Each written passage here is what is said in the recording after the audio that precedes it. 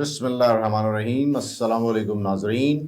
Z sports के programme cricket with गपशप के साथ औरंगज़ेब खान अपने साथी एनालिस्ट सैयद शबीर हुसैन और सैयद फैसल इकबाल के साथ एक दफ़ा फिर आपके सामने। जिस तरह से ये वर्ल्ड कप फ्लरिश कर रहा है, जिस तरह से इस वर्ल्ड कप के मैचेस जो हैं वो बेहतरीन तरीके से जारी व सारी हैं, तो बड़ा मज़ा आ रहा है मैचेस को देखने में। और बहुत ज़्यादा जो है वो ख़ास तौर पे जो अफ़गानिस्तान का जो मैच हुआ, 2 दफ़ा जो है वो सुपर ओवर पे टाई हुआ, वो बहुत ही बेहतरीन मैच था। दूसरा ये कि आज 3 मुकाबले हुए हैं और उसमें आयरलैंड ने ओमान को बहुत आसानी से 96 रन से हरा दिया, इंग्लैंड ने स्कॉटलैंड को हरा दिया। और जो तीसरा मैच था, जो सबसे ज़्यादा दिलचस्प मैच समझ में आ रहा था कि होगा, लेकिन साउथ अफ्रीका ने बहुत आसानी से 7 विकेटों से न्यूजीलैंड को हरा दिया और ये लगातार 5वीं जीत है साउथ अफ्रीका की। आज तक न्यूजीलैंड कभी भी साउथ अफ्रीका से T20 वर्ल्ड कप का कोई मैच नहीं जीता। तो मैं सबसे पहले फैसल इकबाल के पास जाऊंगा। फैसल, आज के मैच पे आप, आज के तीनों मैचेस पे आप बात करना चाहेंगे या सबसे अहम जो मैच हुआ साउथ अफ्रीका वर्सेस न्यूजीलैंड उस पर बात करेंगे? बहुत शुक्रिया के साथ औरंगज़ेब, बिल्कुल आपने सही कहा। 2 मैच जो हुए हैं वो तो एक तो मैच ऑलमोस्ट तकरीबन वन साइडेड ही हो गया। 96 रन की एक बड़ा बिल्कुल मार्जिन होता बिल्कुल है। बिल्कुल। लेकिन जो एक्सपेक्टेशन थी कि एक बड़ा क्रंच मुकाबला होने वाला है साउथ अफ्रीका और न्यूजीलैंड के दरमियान, लेकिन वो हो नहीं सका क्योंकि उस एक का जो लबो-लुबाब जिसे कहते हैं, मार्करम ने कोई जगह ही नहीं छोड़ी कि वो कहीं पे नज़र आई हो, कहीं साउथ अफ्रीका की कहीं पे कोई जो है वो स्ट्रगल करते हुए बिल्कुल सीधे-सीधे मैच जीत के बहुत आसानी के साथ ये भी तकरीबन वन साइडेड मैच ही हो गया। शबीर, ये जो मैचेस, तीनों मैच जो हुए हैं, इसमें क्या आप समझते हैं कि मुकाबले का रुझान नजर आया आपको इन तीनों मैचेस में? ज़ेब, पहले तो आपका बहुत शुक्रिया।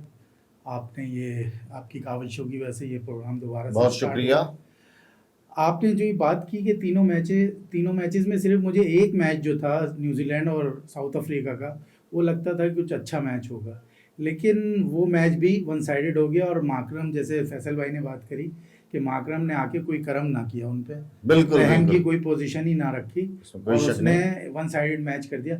लेकिन मैं एक बात करना चाहूँगा, न्यूजीलैंड की बैटिंग में उन्होंने उस तरह से फोकस्ड नहीं रहे, क्या रहे जो स्कोर करना चाहिए था शबीर, उसकी वजह पता है क्या है? उसकी वजह सबसे बड़ी ये है। हाँ बताइए, आप बताइए। उन सैटनर जब आया उसने सारा मोमेंटम ही खराब कर दिया उनकी बैटिंग का।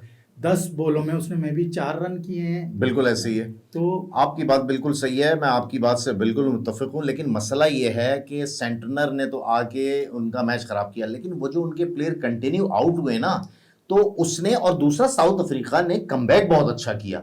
खासतौर पे उनके जो फास्ट बॉलर थे, उन्होंने अपनी स्लो वन से और पेस चेंज करके वेरिएशन लाके ना उनकी टीम को जो है ना, वो जो 200 रन पे जा सकता था मेरा ख्याल है, उसको 176 पे उन्होंने उसको रिस्ट्रिक्ट किया। रिस्ट्रिक्ट करें। हाँ कहिए। लेकिन जेब, अगर वहाँ 200 भी ना कम लगते हैं रन, जिस तरह से मार्करम ने बैटिंग की है बिल्कुल आप सही उस कह रहे हिसाब हैं, से आउटस्टैंडिंग बैटिंग। आउटस्टैंडिंग बैटिंग की है। और अगर वहाँ वो 210 220 रन भी होते ना तो वो साउथ अफ्रीका आसानी से चेस कर लेता। अब बात करेंगे कल के इंतहाई अहम तरीन और क्रंच मैच की, जो कि एक दफा फिर पाकिस्तान ने अलाइव कर दिया है अपनी शिरकत के साथ साथ। क्योंकि जिस तरह से पाकिस्तान ने मना कर दिया था, पूरी क्रिकेट की वर्ल्ड जो है वो सूनी हो गई थी।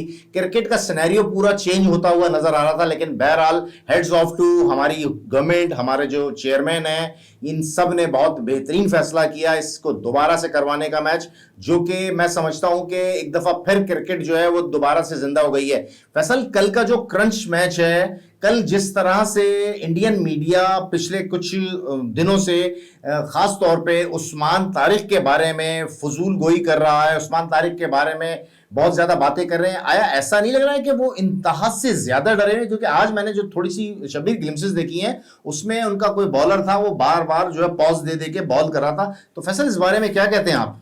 देखिए औरंगज़ेब, आपने बड़ी अच्छी बात की कि जब कोई चीज़ घबराहट का शिकार होती है तो इस तरह की कोई कंट्रोवर्सी सामने आती है। और ख़ास तौर पे इंडिया मीडिया को तो सभी जानते हैं कि एक नंबर का झूठी झूठी खबरें देना, और जो भी मतलब इनके जो मामलात हैं वो इस तरह के करते हैं क्रिकेट के हवाले से, ताकि वो अब आप ये देखें, कुछ दिन पहले ये भी डिस्कस कर रहे थे, कुछ के डिस्कशन में ये भी चल रहा था कि हम तो नहीं समझते कि शायद सेमीफाइनल में पाकिस्तान की टीम पहुंच पाएगी, मगर मैं आपको ये यकीन दिलाता हूं क्योंकि मैं पाकिस्तानी भी हूं, और आप ये देखिएगा इंशाल्लाह ताला फिर हम पूरी उम्मीद है अपनी टीम से कि कल बहुत अच्छी परफॉर्मेंस देने के बाद इंडिया को, मैं तो ये कहता हूँ कि एक शर्मनाक शिकस्त होनी चाहिए। शबीर, ये बात फैसल जो कह रहे हैं शर्मनाक शिकस्त होनी चाहिए, तो देखें ये अर्ली है बहुत ज्यादा, ठीक है ना। क्रिकेट में आप कुछ भी नहीं कह सकते लास्ट बॉल होने तक, लेकिन क्या आप समझते हैं कि पाकिस्तान की तरफ से जो उस्मान तारिक है, क्या वही एक रोल प्ले कर सकता है, या दूसरे बॉलर में भी इतनी कैपेबिलिटी है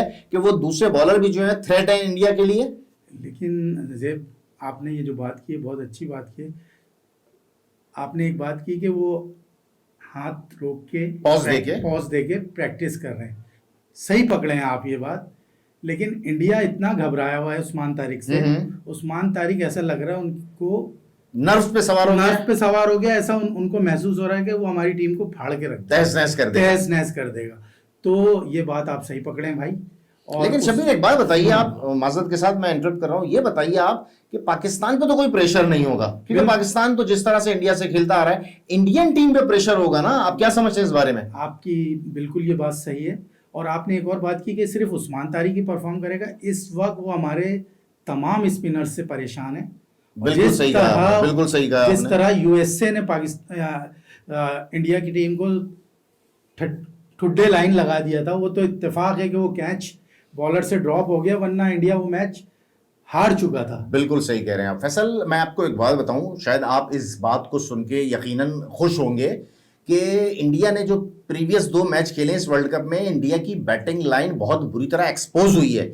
जिस तरह से उनका कप्तान इस टूर्नामेंट में पहले मैच में परफॉर्म करके गया, अगर वो कैच ना छूटता, बहरहाल अगर मगर नहीं होता, लेकिन एक चीज कही जाती है, उसके बाद जो उसकी बैटिंग सेकंड मैच में थी, वो इतनी बुरी बैटिंग कर रहा था, उसके पास ऐसा लग रहा था सिवाय लॉफ्टेड स्वीप के कोई शॉट नहीं है। फैसल, इंडियन टीम एक्सपोज हो चुकी है, क्या कहते हैं इस बारे में आप? देखिए, बिल्कुल आपको मैं एक बहुत कोशिश करूंगा कि जो थोड़ा सा तजुर्बा उस हिसाब से मैं बात करूं।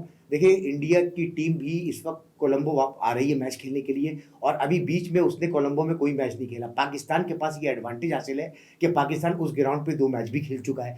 तो अब हो सकता है कि ये क्योंकि जिस तरह की वो स्पिनिंग ट्रैक्स भी होते हैं, तो अगर उनके पास वरुण चक्रवर्ती है और अक्षर से गेंद करवाते हैं, तो पाकिस्तान के पास भी इस वक्त नवाज भी है, और आपका हमारा मिस्ट्री बॉलर जो अबरार भी है। इसके अलावा जो है, मैं ये समझता हूँ कि अगर उस्मान तारिक की जो जैसे बात हो रही है, तो आपका मीडिया तो इस तरह कर रहा है कि अगर हो सकता है कि हम कोशिश करके आपकी पीसीबी तक बात पहुंचा देते हैं कि यार उसको ड्रॉप कर दो, वो लोग बिला वजह परेशान हो रहे हैं। तो ऐसा नहीं है असल में, कि जो क्रिकेट होगी कल वो ग्राउंड में होगी, और हम बड़े पुर उम्मीद हैं एज अ पाकिस्तान। अच्छा फैसल, मैं आपकी बात पे तस्हीह कर दूं कि ये जो मैच इंडिया और पाकिस्तान का होगा ना, ये उस ग्राउंड में नहीं होगा जिस ग्राउंड में प्रीवियस पाकिस्तान ने 2 मैचेस खेले हैं। ये दूसरा ग्राउंड है, वहां पे मैच होगा। हाँ, तो दूसरे, अब मैं शबीर आपके पास आता हूं, मुझे एक बात बताइए, कल की प्लेइंग 11 में क्या आप समझते हैं, मैं आपके पॉइंट ऑफ व्यू से बात करना चाह रहा हूं, मैं ये नहीं कह रहा कि आप वो बात करें जो पॉपुलर हो, क्या आप समझते हैं कि कल की प्लेइंग 11 जो पाकिस्तान की होगी, उसमें कोई फोर्स चेंज नजर आ रहा है आपको? फोर्स चेंज अगर वो चाहें तो ये कर सकते हैं कि हमारा जो विकेट कीपर बैट्समैन है, उसकी जगह पे नए राफे अब्दुल नाफे में भी शायद नाफे उनको चांस देना चाहिए। वो एक तो अच्छे बैट्समैन है और T20 के कंप्लीट बैट्समैन है, और दूसरी बात शाहीन शाह अफरीदी इस वक्त मुझे बिल्कुल ऑफ लग रहे हैं, जो उन्होंने 2 मैचेस खेले, तो उनको भी रेस्ट देना चाहिए और नसीम को चांस देना चाहिए। अच्छा, आपका कहने का मकसद ये है कि 2 चेंजेस नजर आ रही हैं। फोर्स चेंजेस तो ये होती है शबीर के, आप कोई बीमार हो गया, कोई निगल्स हो गया, तो वो फोर्स चेंज होती है, लेकिन ये हम अपने हिसाब से फोर्स चेंजेस कह रहे हैं कि उसको बाहर बिठाया जाए। फैसल, क्या आप इनकी बात से मुत्तफिक है, शबीर की बात से? मैं इनकी एक बात से जरूर मुत्तफिक हूँ, क्योंकि अब्दुल नाफे को जो है वो जरूर चांस देना चाहिए, क्योंकि जाहिर सी बात है कि वो एक बड़ा यंग टैलेंट है।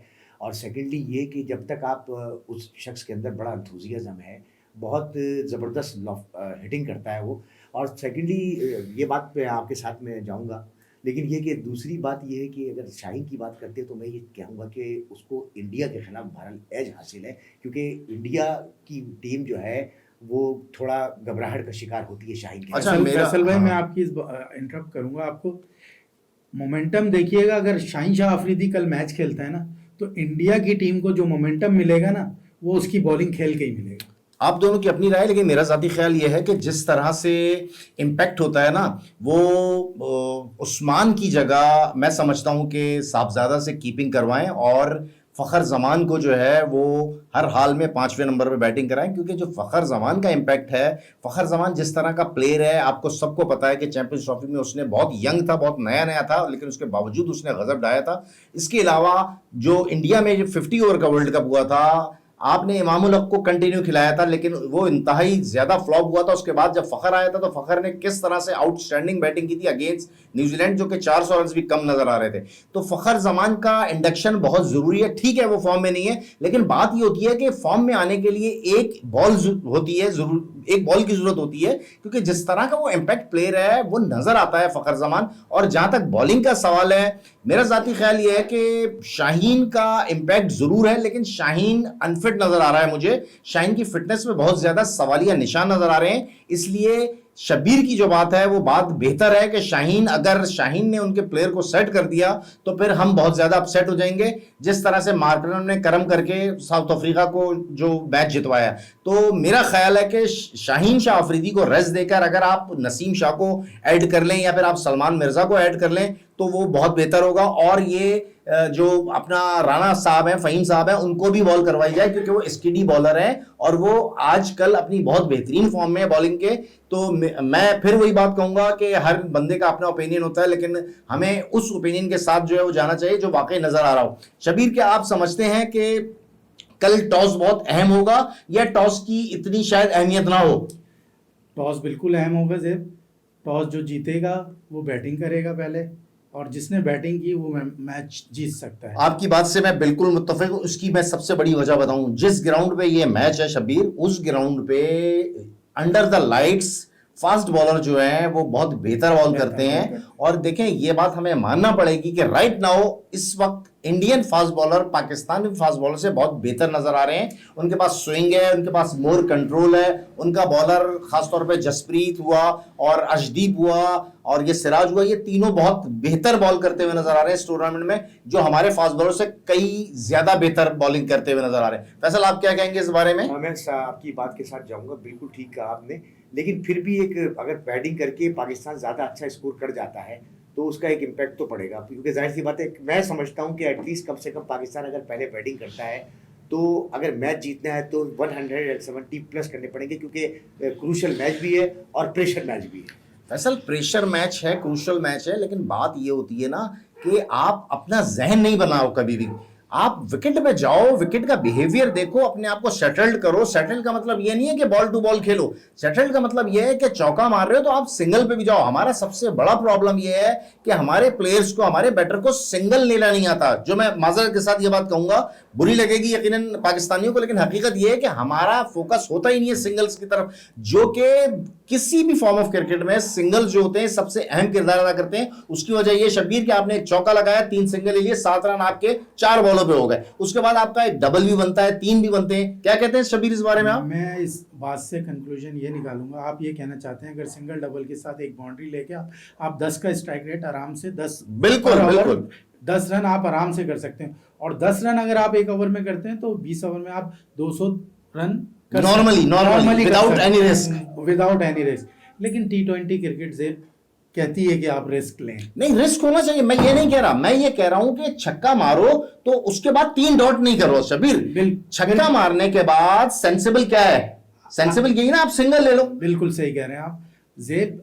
आज आप सारी बात सही पकड़े हैं और मोस्ट आपकी जो बातों में ज़्यादातर हैं, जो पॉइंट आप पकड़ रहे हैं वो बहुत सही पकड़ रहे हैं। लेकिन कल उस्मान तारिक को कोई नहीं पकड़ पाएगा और इंडिया की वो बैंड बजा देगा। और सेकेंडली औरंगजेब में एक बात जरूर ये कहूंगा कि पावर प्ले की बड़ी कल अहमियत होगी, क्योंकि पावर प्ले जो है ना बड़े इंपॉर्टेंट रोल प्ले करेगा दोनों टीमों के लिए, कि जिसने पावर प्ले अच्छा खेल लिया उसके मैच जीतने के चांसेस ज़्यादा। अच्छा फैसल, क्या आप समझते हैं कि कल का जो मैच होगा उसमें बहरहाल बारिश की भी पेशन गोई है, प्रेडिक्शन है, लेकिन क्या आप समझते हैं कि कल का मैच दोनों टीमों के लिए आपकी नज़र में बराबर होगा या 50-50 के अलावा जो है वो 90-10 या 80-20 होगा? देखिए, हमारी बदकिस्मती रही है औरंगज़ेब इस मामले में। अगर आप लास्ट 2 मैच देख लें या 3 मैचेस देख लें, आप मेलबर्न का मैच देख लें, वो भी पाकिस्तान का जीता हुआ मैच था। लास्ट आप मैच देख लें यूएसए में, तो 120 रन पाकिस्तान से चेज़ नहीं हुआ, 6 रन से मैच हार गया पाकिस्तान। आखिर में भी अभी जो लास्ट एशिया कप का मैच था, ये भी पाकिस्तान का जीता हुआ। पाकिस्तान तो बिल्कुल ही इस कंडीशन में आ जाता है कि जो तकलीफ दे बात हो जाती है कि मैच जीता हुआ एकदम करीब आके हार जाता है, वो इसकी एक तकलीफ होती है। लेकिन थोड़ा सा मतलब हर चीज़ को सोचना चाहिए, मामला को देखना चाहिए। मैं ये समझता हूँ कि तकरीबन 50-50 मैच होगा। 50-50 होगा। ज़ेब में एक बात कहना चाह रहा हूँ, जो मैचेस उन्होंने तीनों खेले, सही कह रहे हैं, तकलीफ दे बात है, लेकिन अच्छा मैच खेलें ताकि वो तकलीफ हमारी ख़त्म हो जाए। अच्छा खेल के हारे, सही कह रहे हैं आप। कोई मसला नहीं। सही कह रहे हैं। देखिए, मेरा ज़ाती ख्याल ये है कि हर मैच जो होता है ना, वो नया मैच होता है। प्रीवियस क्या हो गया क्या नहीं हुआ वो मैटर नहीं करता। उसकी वजह ये है कि आप जब ग्राउंड में दाखिल होते हो तो ज़रूरी नहीं है आपने पिछले मैच में 100 किए तो दूसरे मैच में आप 100 करोगे, आप यकीनन 0 पे भी आउट हो सकते हो। तो कहने का मकसद ये, मैं बड़ा होपफुल हूँ। उसकी सबसे बड़ी वजह यह है कि पाकिस्तान ने जिस तरह से थोड़ा माजी करीब में जिस तरह से परफॉर्म किया है, जिस तरह से ऑस्ट्रेलिया की टीम, कुछ भी हो, ऑस्ट्रेलिया की टीम है, उसको जिस तरह से वाइट वॉश किया है। और सबसे जो मेरा जो जाती ख्याल है ना, जो सबसे बेहतरीन मेरे नजदीक पॉइंट है, वो आपका कप्तान की बॉडी लैंग्वेज है। कप्तान जिस तरह से आके अपने आप को उसने बहुत तेजी से जो है वो 90 डिग्री पे जाके अपनी बैटिंग स्टाइल चेंज किया है। कप्तान जिस तरह से अपने आप को मोटिवेट कर रहा है, पूरी कौम मोटिवेट होती हुई नजर आ रही है। क्या कहते हैं फैसल इस बारे में? देखिए, मैं आपकी इस बात से बिल्कुल एग्री हूँ। और बिल्कुल देखिए, आप एज एंकर भी हैं और दूसरी चीज़ें कि बड़े मालूम तजुर्बे के साथ आप बात कर रहे होते हैं। बहुत बस ये शुक्रिया। कि जो 2 मैच की इनिंग खेली है, जो जिसमें 12 रन बना के और 5 रन बना के आउट हुए, वो अब भूल जाएं। वो कोशिश करें जो प्रीवियस जो ऑस्ट्रेलिया के खिलाफ बैटिंग की थी उसको थोड़ा सा याद कर लें कि मैंने किस तरह से आगे फ्लो में रन शुरू कर दिए थे। क्योंकि वो जो उनका जो नंबर, बैटिंग नंबर है, जो 1 डाउन है, वो बड़ा अहम रोल प्ले करता है टीम के लिए। उसका मोराल ऊपर बढ़ाने के लिए, ऊपर ले जाने के लिए वो नंबर बड़ा इंपॉर्टेंट है। अगर वहाँ आके आप थोड़ा तेज खेल लेते हैं, आप कम बॉलों पे ज़्यादा रन कर देते तो पाकिस्तान को बड़ा फायदा। शबीर, लास्ट वर्ड आपके लिए। कल आपकी नजदीक मैन ऑफ द मैच कौन सा प्लेयर होगा? कल मैन ऑफ द मैच मैं किसी बॉलर को ही होता देख रहा हूँ, और मैं इस वक्त जो है ना उस्मान तारिक से बड़ा इंप्रेस हूँ। और वो उस्मान तारिक। उस्मान तारिक। आप क्या कहते हैं फैसल? मैं कल मोहम्मद नवाज के बारे में कहूँगा कि हो सकता है कि इंशाअल्लाह ताला, उम्मीद है, होपफुली, कि मोहम्मद नवाज कल मैन ऑफ द मैच होगा। मोहम्मद नवाज कल मैन ऑफ द मैच होगा। अच्छा, मेरा प्रेडिक्शन है ऐसे ही। मैं समझता हूँ कि कल का जो मैन ऑफ द मैच है वो मुझे साइम अयूब नज़र आ रहा है। जिस तरह से साइम अयूब बॉलिंग करता है, नया बॉल डालता है, जिस तरह से आपको याद होगा कि वो एशिया कप में भी उसकी कोई बॉल समझ में नहीं आ रही थी इंडियन टीम को, शायद हो सकता है कल का दिन साइम अयूब के लिए हो। बहरहाल व्यूअर्स, हमारे प्रोग्राम ख़त्म होता है, इख्तिताम पजीर होता है। हमारी बहुत अच्छी डिस्कशन हुई है माशाल्लाह। आज शब्बीर ने भी बहुत उम्दगी से जो है वो इस प्रोग्राम को लेके चले हैं। फैसल की तो खैर आपको बात पता ही है कि फैसल जो है वो बहुत जज्बाती आदमी है, पहले ही से ही हर चीज़ को जो है ना ये चाहते हैं कि प्रेडिक्ट हो जाए। लेकिन बहरहाल फैसल की अपनी एक स्टाइल है, अपना एक स्टैंडर्ड है। बहरहाल नाजरीन, बहुत शुक्रिया आपका। इंशाल्लाह कल फिर मुलाकात होगी खुशी के साथ, अगर अल्लाह ने चाहा तो। अल्लाह हाफिज़।